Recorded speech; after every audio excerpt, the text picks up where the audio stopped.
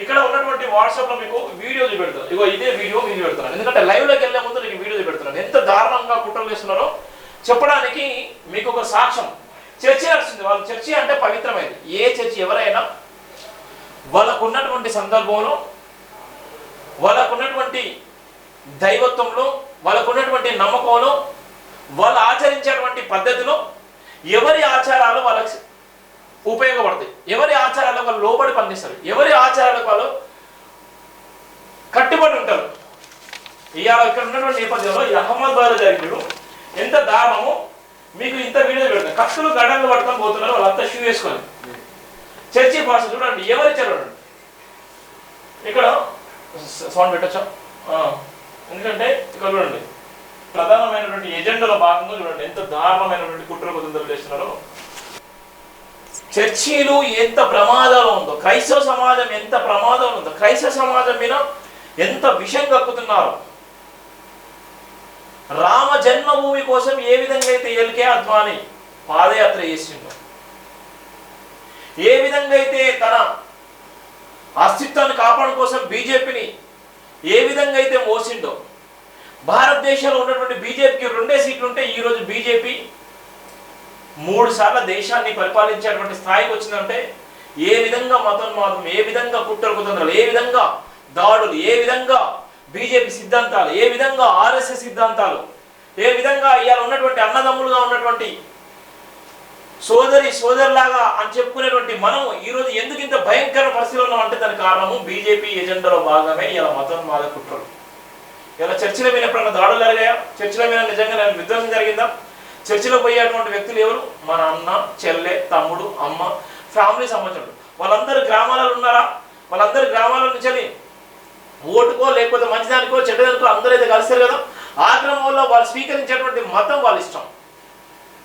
ఎవడో వచ్చి చెప్పడానికి రాముడు మాకు దేవుడు అంటే నీకు దేవుడు కావచ్చు, మిగతాలో దేవుడు కావాలని లేదు కదా.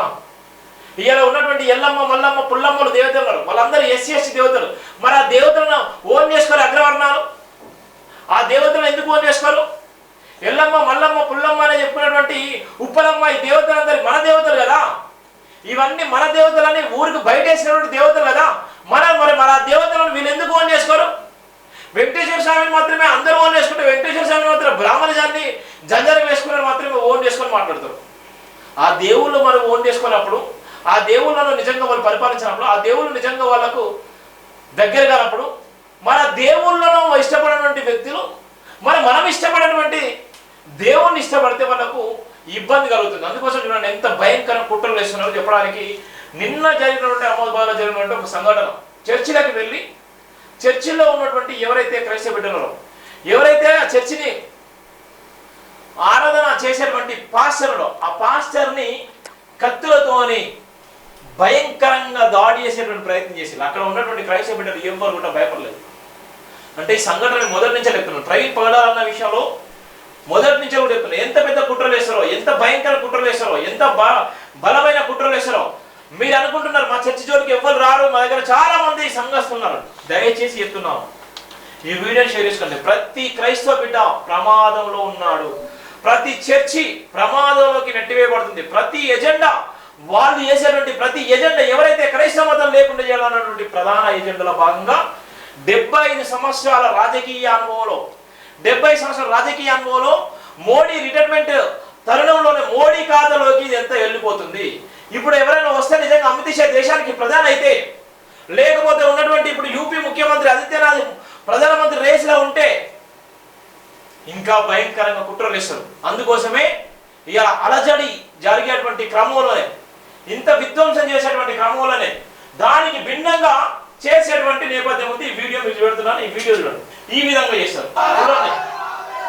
సౌండ్ పెట్టచ్చు చూడండి ఎట్లా పోతున్నారు. జై శ్రీరామ్ అంట.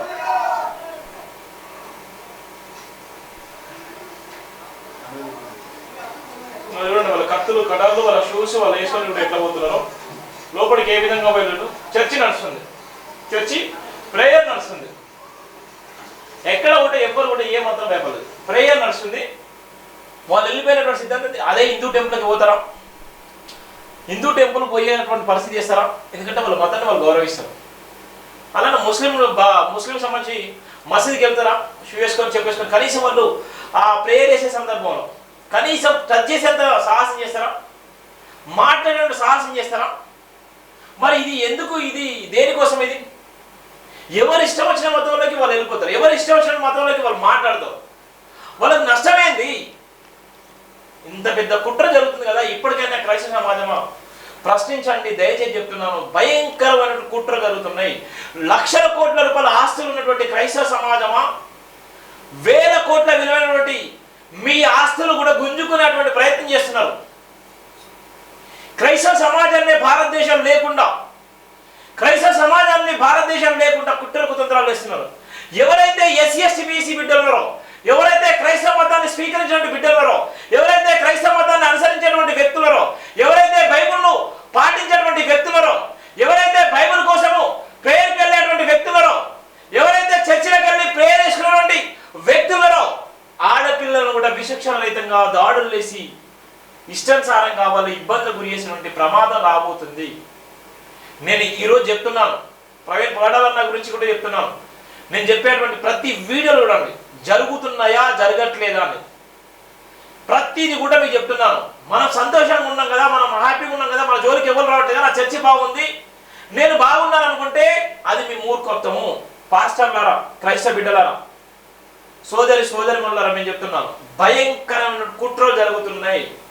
మీరందరూ ఒక ప్రొటెక్షన్గా ఏర్పడకపోతే, ఒక సంఘటితంగా ఏర్పడకపోతే ఈ ఉన్నటువంటి పరిస్థితులు ఇంకా దారుణంగా ఉంటాయి. దానికి సంబంధించిన వీడియో మళ్ళీ ఒకసారి పెడుతున్నాం చూడండి, ఎంత దారుణంగా పోతున్నారో.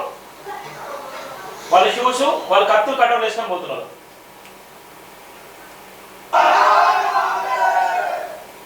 అయ్యో వాళ్ళు చూడండి, కత్తులు కట్టలు. రేపు పొద్దున మీ దగ్గర ఒకటి ఇదే విధంగా వస్తారు. ఎవరిచ్చారు వాళ్ళు రైట్స్? వీడికి ఎవరిచ్చారు చూడండి రైట్స్, షూస్, చెప్పులు. వాళ్ళందరూ ఎట్లా పోతున్నారు? కత్తులు కటార్లు, లాఠీలు, కత్తులు కటార్లు లాఠీలు పట్టుకొని వాళ్ళు ఎవరిని చంపడానికి పోతున్నారు, ఎవరి మీద దాడి చేయడానికి పోతున్నారు, ఎవరిని కొట్టడానికి పోతున్నారు. వాళ్ళకు ఉన్నటువంటి మతాన్ని వాళ్ళ పరిధిలో బయట విధ్వంసం ఏం చేస్తారు కదా, రోడ్ల మీదకి వచ్చి నిజంగా లా అండ్ ఆర్డర్ ఇష్యూ ఏం చేస్తలేరు కదా. వాళ్ళకు ఉన్నటువంటి చర్చిలే కదా వాళ్ళు ప్రచారం చేసుకునేది, బైబిల్కి సంబంధించినటువంటి ప్రచారమే కదా చేసుకునేది, బైబిల్కు సంబంధించిన ఆలోచన విధానే కదా చెప్పేది, వాళ్ళ మతం గురించి వాళ్ళ దగ్గర ఉన్నటువంటి పరిధులే కదా వాళ్ళు చెప్పేది. లేకపోతే రోడ్ల మీదకి వచ్చి నిజంగా రోడ్ల మీద టెంట్లు వేసుకొని రోడ్ల మీద విధ్వంసం చేస్తున్నారా? ఎందుకు ఇంత పెద్ద కుట్ర? దయచేసి క్రైస్తవ సమాజమా, తెలుగు రాష్ట్రాల్లో ఉన్నటువంటి మీ అందరూ కూడా సంఘటితంగా అండి, మీ అందరికీ తోడుగా అండగా నిలబడుతుంది జైనం టీవీ. మీరు ప్రతి విషయం చెప్తుంది. ఇది అహ్మదాబాద్లో జరిగినటువంటి, గుజరాత్ అహ్మదాబాద్లో జరిగినటువంటి సంఘటన. ఇది మోడీ రాష్ట్రంలో జరిగినటువంటి సంఘటన. ఎంత దారుణంగా ఉందో చూడండి. మనం గొప్పలు చెప్పుకుంటాం, చాలా క్రైస్తవ సమాజం చాలా భయంకరమైన పరిస్థితిలో ఉంది. ఇప్పుడున్నటువంటి చాలా మంది పాస్టర్లు భయపడుతున్నారు. చాలా చర్చిలు ప్రమాదంగా ఉంది. ఏపీలో మనం చూసిన కర్నూలులో చర్చిని ఏ విధంగా దాడి చేసేలో, ఇక్కడ శంకర్పల్లిలో మనం చూసాము. క్రైస్తవ సమాజం వాళ్ళు ప్రచారం చేసుకుంటే పోతే ఎంత దారుణంగా అమ్మల బూతులు ఎట్లా తిట్టిల్లో. ఇవన్నీ మీకు కనబడతలేవా? ప్రవీణ్ పగడాల లాంటి వ్యక్తి నిజంగా క్రైస్తవ సమాజం కోసం హతసాక్షి అయినటువంటి ప్రవీణ్ పగడాల వ్యక్తిని, మేధావిని కూడా స్కెచ్లో భాగంగా చంపేయడం జరిగింది. ఇంతకన్నా ఉదాహరణలు ఇంకా ఏముంటాయి? ఇంతకన్నా సాక్ష్యాలు ఏముంటాయి? మీరు ఎలాగో ప్రశ్నించలేనటువంటి పరిస్థితులు ఉన్నారు, మీరు ఎలాగో బయటకు వచ్చి మాట్లాడలేని పరిస్థితులు ఉన్నారు, మీరు ఎలాగో మీ సమస్యను చెప్పుకోలేని పరిస్థితులు ఉన్నారు, మీరు ఎలాగో ప్రొటెక్షన్ చేసుకోలేని పరిస్థితులు ఉన్నారు, మీరు ఎలాగో అక్కడ ఉన్నటువంటి సందర్భంలో కనీసం క్రైస్తవ సమాజం మీద జరిగేటువంటి దాడులను కూడా చెప్పలేనటువంటి దౌర్భాగ్యమైన పరిస్థితులు ఉన్నారు. ఇంత పెద్ద కుట్రలు కుతంత్రాలు జరుగుతుంటే, ఇంత పెద్ద అన్యాయం జరుగుతుంటే దేవుడు వచ్చి చూసుకుంటాడు. దేవుడు ఏం చూసుకుంటాడు? కుట్ర కుతంత్రాలు వేస్తుంటే దేవుడు కూడా మీకు చెప్పాడు, మేము కుట్ర కుతంత్రాలు జరిగితే మీరు కొన్ని సందర్భం నిలబడండి, ప్రశ్నించండి, పోరాడని చెప్తున్నారు. మరి మనం పోరాడాలి కదా. ఎంతవరకు పోరాడుతున్నాం? ఎవరు ప్రశ్నిస్తే వాళ్ళ మీద అరెస్టులు వారెంట్లు చేస్తున్నారు, ఎవరు ప్రశ్నిస్తే వాళ్ళ మీద కేసు బుక్ చేస్తున్నారు, ఎవరు ప్రశ్నిస్తే వాళ్ళ మీద ఎవరో మనోభావాలు దెబ్బతిన్నట్టుగా వాళ్ళ మనోభావాలు దెబ్బతిన్నాయని వాళ్ళు కేసులు పెడుతున్నారు. మనం ఎంతమంది మీద కేసులు పెడుతున్నాం? ఎంతమంది మీద మనం మాట్లాడుతున్నాం? ఎంతమంది కోసం మనం కొట్లాడుతున్నాం? ఇంత దారుణం.